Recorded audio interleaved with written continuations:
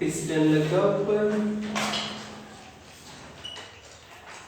Gaseous molecule. जेकर आपां इनू हीट करांगे, हीट दा सिंबल की हुंदा Q.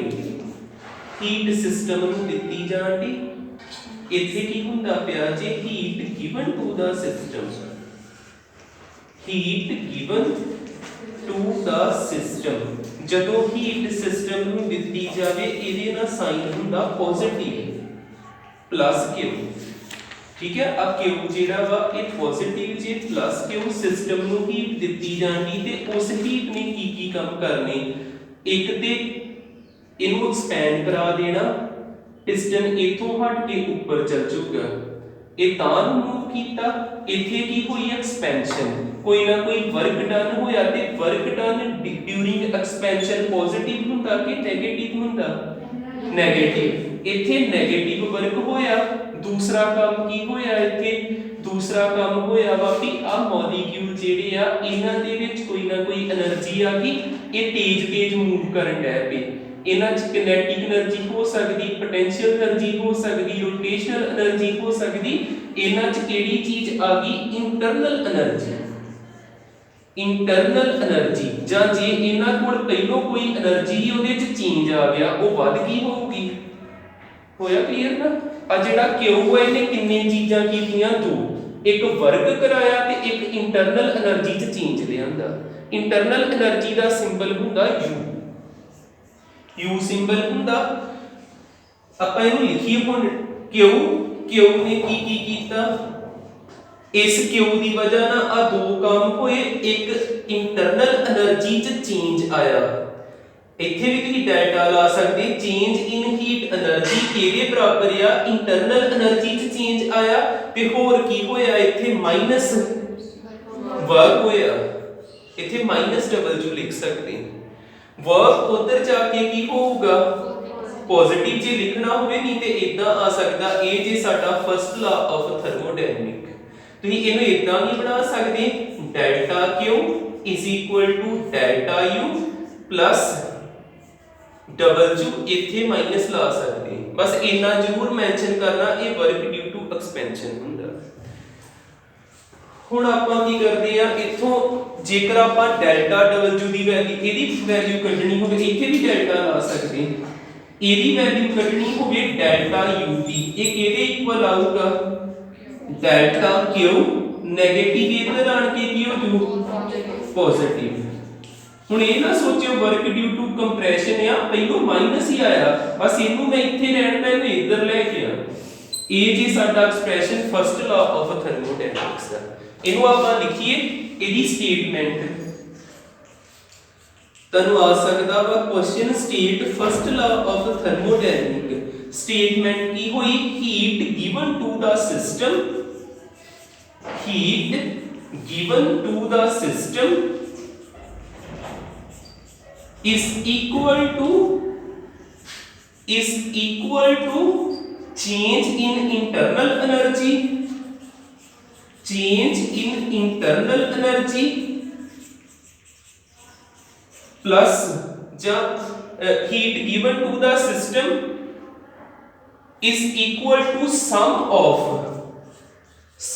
of change in internal energy and work done during expansion।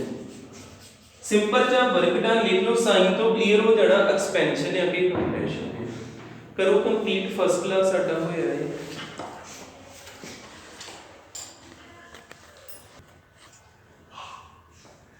Next या किवें आपां इंटरनल एनर्जी च चेंज कैलकुलेट करांगे, क्योंकि जे मैं इत्थे फर्स्ट लॉ ऑफ थर्मोडायनेमिक लिखा ते उहदे विच डेल्टा यू आउंदा है, ते डेल्टा यू नूं किवें आपां कैलकुलेट करांगे।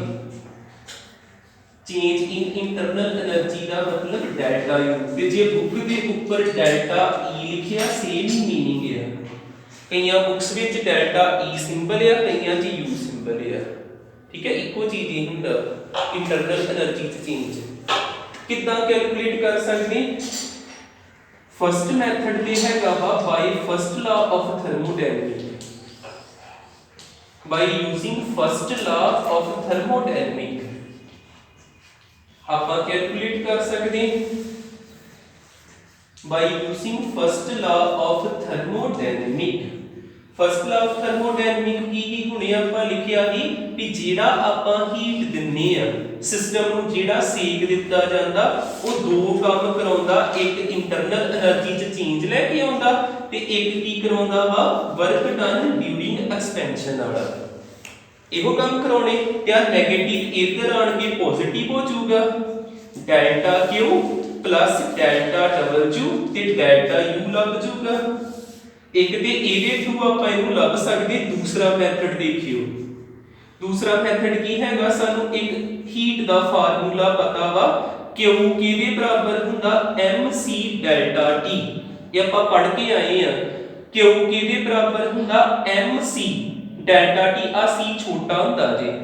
ਇੱਕ c ਵੱਡਾ ਪੜਿਆ ਨਹੀਂ ਨਾ ਵੱਡਾ c ਹੁੰਦਾ ਮੋਲਰ ਹੀਟ ਕਪੈਸਿਟੀ ਆ ਹੁੰਦਾ ਸਪੈਸੀਫਿਕ ਹੀਟ ਕਪੈਸਿਟੀ ठीक है हुण आ Q उसी तरह M उसी तरह जे मैं ਇਹਦੇ ਪੈਰ ਚ V ਪਾ ਦਿੰਨਾ ਤੇ ਇਹ ਕੀ ਬਣ ਜਾਣਾ ਵਾ ਐਟ ਕਨਸਟੈਂਟ ਵੋਲੀਅਮ ਇਹ ਚੀਜ਼ ਮੈਂ ਲਿਖੀ at constant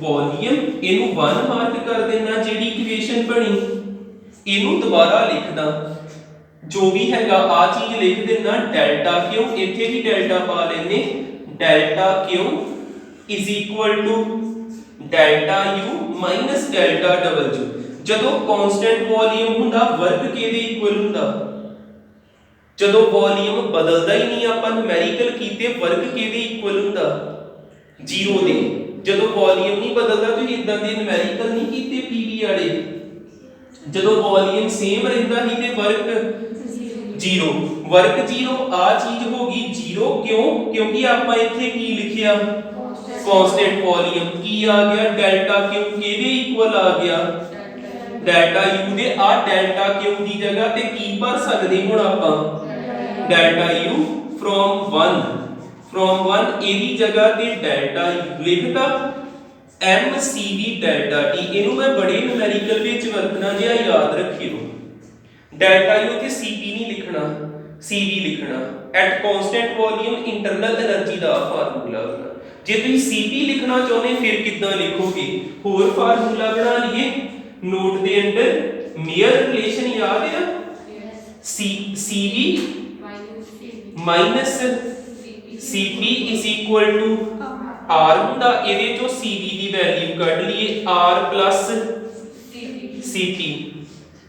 cp cp minus cv ਹੁੰਦਾ ਹੈ ਕਿ cv minus cp ਹੁੰਦਾ ਇੱਕ ਵਾਰ ਚੈੱਕ ਕਰੋ ਕੀ ਹੁੰਦਾ cp minus cv ਹੁੰਦਾ ਫਿਰ ਇੱਥੇ ਕੀ ਆਉਣਾ p ਇੱਥੇ v ਆਊਗਾ ਤੇ ਆਪਾਂ ਕੀ ਪਤਾ ਕਰਨਾ ਸੀ cv ਉਧਰ ਜਾ ਕੇ ਪਲੱਸ ਦਾ ਹੋ ਗਿਆ r ਇੱਧਰ ਆਣ ਕੇ ਮਾਈਨਸ ਦਾ ਹੋ ਗਿਆ cp r ਆਊਗਾ ਉੱਥੇ ਭਰੀਏ डेल्टा u ਕਿਹਦੇ ਇਕੁਅਲ ਆ ਗਿਆ m cv ਦੀ ਜਗ੍ਹਾ ਤੇ ਕੀ ਆ ਜਾਣਾ cp r delta T r ਦਾ ਮਤਲਬ ਗੈਸ ਕਾਂਸਟੈਂਟ ਤੇ r ਦੀਆਂ ਵੈਲਿਊਜ਼ ਪਤਾ ਹੋਣੀਆਂ ਚਾਹੀਦੀਆਂ ਆ note number 1 note number 2 r ਦੀਆਂ ਵੈਲਿਊਜ਼ ਵੀ ਲਿਖ ਦੇਣਾ r ਇੱਕ ਹੁੰਦਾ ਵਾ 2 ਕੈਲੋਰੀਜ਼ ਦੇ ਵਿੱਚ ਜਦੋਂ ਆਪਾਂ ਭਰਨਾ ਹੋਵੇ ठीक है एक r ਹੁੰਦਾ ਵਾ 8.314 ਆਂਦਾ ਕੈਲੋਰੀ ਪਰ ਮੋਲ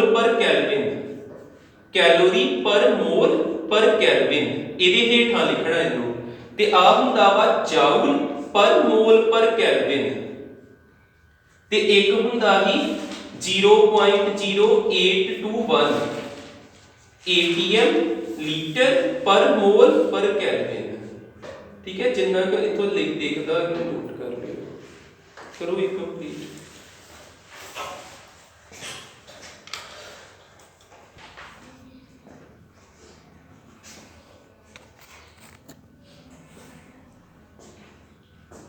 फर्स्ट देखो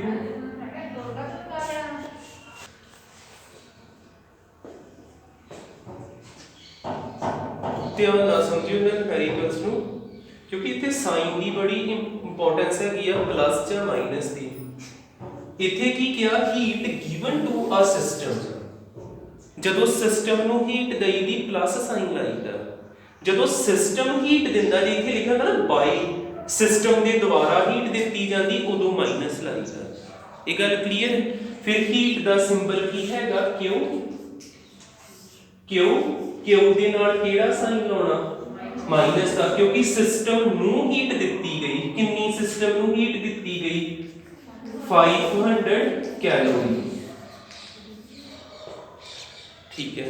ਉਸ ਤੋਂ ਬਾਅਦ ਉਹਨਾਂ ਨੇ ਕਿਹਾ ਸਿਸਟਮ ਨੇ ਕਿੰਨਾ ਕੰਮ ਕੀਤਾ 350। ਸਿਸਟਮ ਜਦੋਂ ਕੰਮ ਕਰੂਗਾ ਤੇ ਐਕਸਪੈਂਸ਼ਨ ਹੁੰਦੀ। ਜਿੱਦਾਂ ਮੰਨ ਲਓ ਆ ਸਿਸਟਮ ਆ, ਸਿਸਟਮ ਨੇ ਕੰਮ ਕਰਨਾ, ਇਹਨੇ ਆਪਣੇ ਆਪ ਨੂੰ ਤਾਂ ਨੂੰ ਲੈ ਜਾਣਾ। ਜੇ ਸਿਸਟਮ ਤੇ ਕੰਮ ਹੋਊਗਾ ਇਹਨੂੰ ਨੱਪਣਾ ਆਪਾਂ। ਜੇ ਸਿਸਟਮ ਕੰਮ ਕਰਦਾ ਲਿਖਿਆ ਨਾ ਸਿਸਟਮ ਪਰਫਾਰਮ ਵਰਕ, ਕਿੰਨਾ ਵਰਕ ਕਰਦਾ ਪਿਆ ਐਕਸਪੈਂਸ਼ਨ ਹੋਈ ਨਾ, ਤੇ ਐਕਸਪੈਂਸ਼ਨ ਨਾਲ ਕਿਹੜਾ ਸਾਈਨ ਲਾਈਦਾ ਨੈਗੇਟਿਵ। ਕਿੰਨਾ 350 ਕੈਲੋਰੀ। ਦੋ ਚੀਜ਼ਾਂ ਹੋ ਗਈਆਂ। ਤੇ ਲੱਭਣਾ ਕੀ ਆਪਾਂ ਇੰਟਰਨਲ એનર્ਜੀ। ਆਪਾਂ U ਦੀ ਵੈਲਿਊ ਪਤਾ ਕਰਨੀ, U ਪਤਾ ਕਰਨਾ। ਸਾਰਿਆਂ ਨਾਲ ਡੈਲਟਾ ਲਾ ਸਕਦੇ ਆਪਾਂ। ਫਸਟ ਲਾ ਲਾ ਦਈਏ ਥਰਮੋਡਾਇਨਾਮਿਕਸ ਦਾ। ਫਸਟ ਲਾ ਕੀ ਹੁੰਦਾ ਕਿ ਇਦਾਂ ਯਾਦ ਰੱਖ ਲਓ ਜਿੰਨਾ ਹੀਟ ਦਵਾਂਗੇ ਓਨੀ ਇੰਟਰਨਲ એનર્ਜੀ ਚ ਚੇਂਜ ਹੋਣੀ ਤੇ ਓਨਾ ਵਰਕ ਹੋਣਾ। ਤੇ ਵਰਕ ਕਿਹੜਾ ਹੋਣਾ ਐਕਸਪੈਂਸ਼ਨ ਵਾਲਾ। ਤੇ ਇਹਦੀ ਜਗ੍ਹਾ ਤੇ ਕਿੰਨਾ ਭਰੀਏ -500। ਇਹਦੀ ਜਗ੍ਹਾ ਤੇ ਪਤਾ ਕਰਨਾ ਤੇ ਆ ਨੈਗੇਟਿਵ ਪਹਿਲਾਂ ਹੀ ਲੱਗਾ ਕਿੰਨਾ ਭਰਨਾ 350 ਭਰਤਾ। ਤੇ ਆ ਚੀਜ਼ ਪਰਲੇ ਬੰਨੇ ਜਾ ਕੇ ਪਲੱਸ ਹੋ ਗਿਆ ਪਲੱਸ 350 ਤੇ ਕਿੰਨਾ ਆਨਸਰ ਆ ਜਾਊਗਾ -150 ਆਨਸਰ ਆ ਗਿਆ।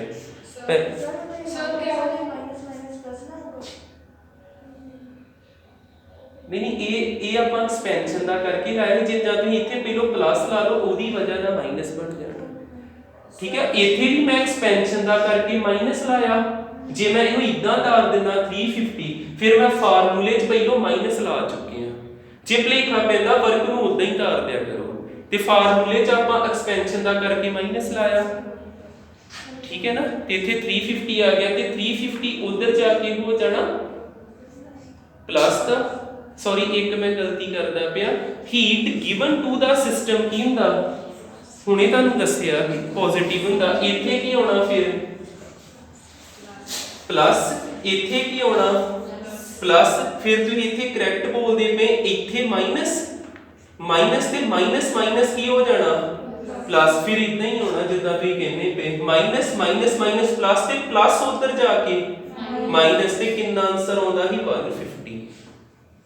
150 ਆਨਸਰ ਆਉਂਦਾ। ਠੀਕ ਹੈ। ਜਿੱਦਾਂ ਤੁਸੀਂ ਦੱਸਦੇ ਪਏ ਹੋ ਗਿਆ ਕਲੀਅਰ ਕਿ ਹਜੇ ਵੀ ਡਾਊਟ ਜਿਆ।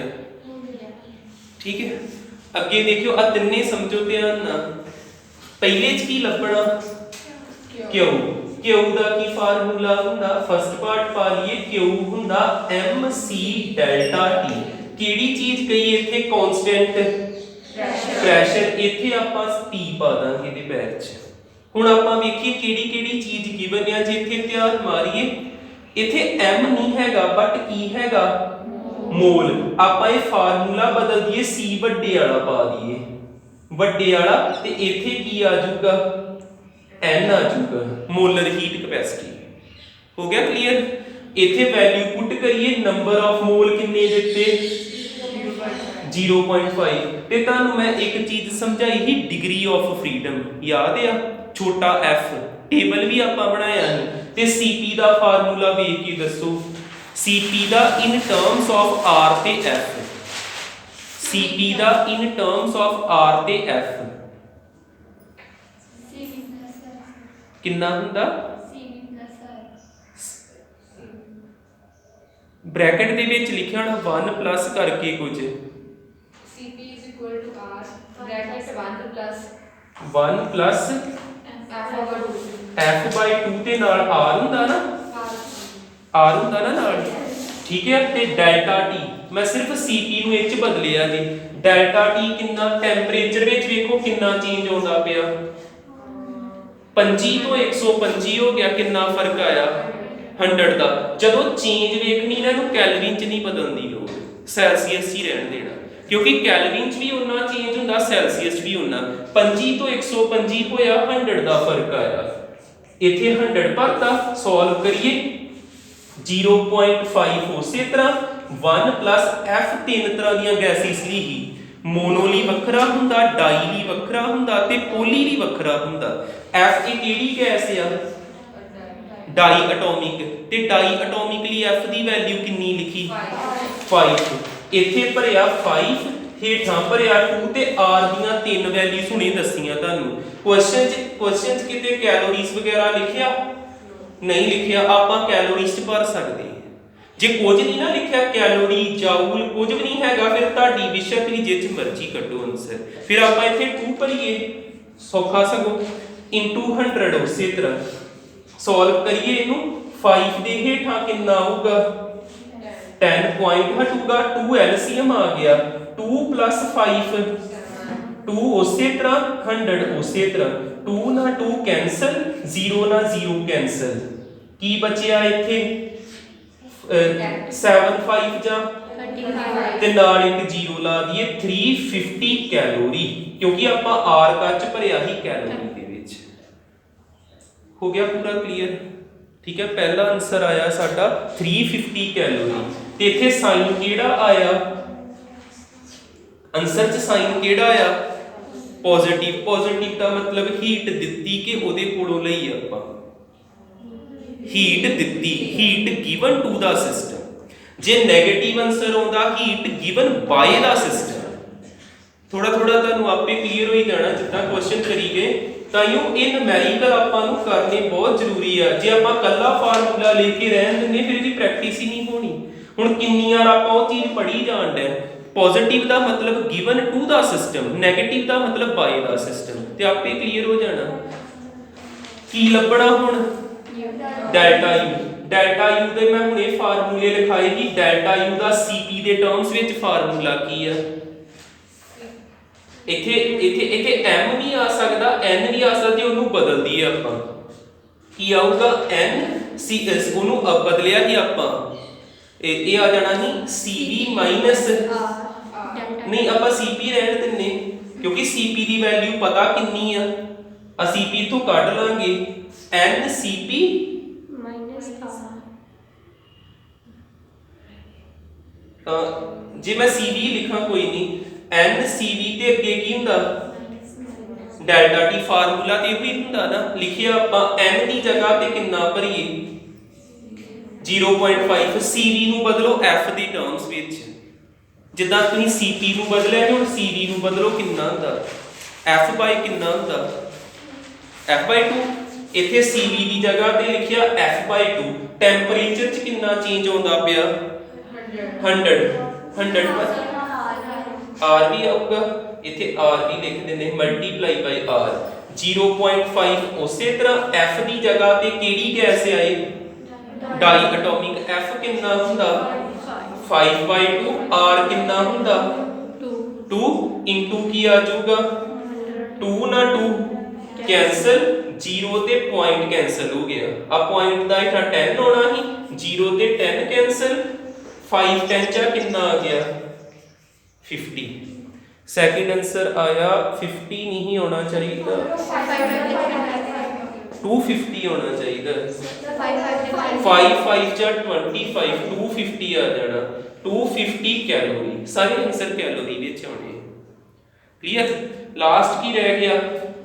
ਡਬਲ ਚੂ। ਆ ਫਾਰਮੂਲਾ ਲਾ ਦੇਣਾ ਵਰਕ ਡਨ ਦਾ। ਕੀ ਆਊਗਾ? ਇਹਨੂੰ ਇੱਧਰ ਲੈ ਜਾਈਏ, ਡਬਲ ਚੂ ਇੱਧਰ ਆ ਗਿਆ, ਥਰਡ ਪਾਰਟ ਕਰ ਲੱਗਾ, ਡਬਲ ਚੂ ਮਾਈਨਸ ਦਾ ਉੱਧਰ ਜਾ ਕੇ ਪਲੱਸ ਦਾ, ਤੇ ਕਿਊ ਇੱਧਰ ਆਣ ਕੇ ਮਾਈਨਸ ਦਾ ਆ ਜਾਣਾ। ਡਬਲ ਚੂ ਲੱਭਣਾ, ਯੂ ਕਿੰਨਾ ਆਇਆ? 250, ਕਿਊ ਕਿੰਨਾ ਆਇਆ? 350 ਮਾਈਨਸ 100 ਆ ਗਿਆ। ਨੈਗੇਟਿਵ ਦਾ ਮਤਲਬ expansion, work done during expansion.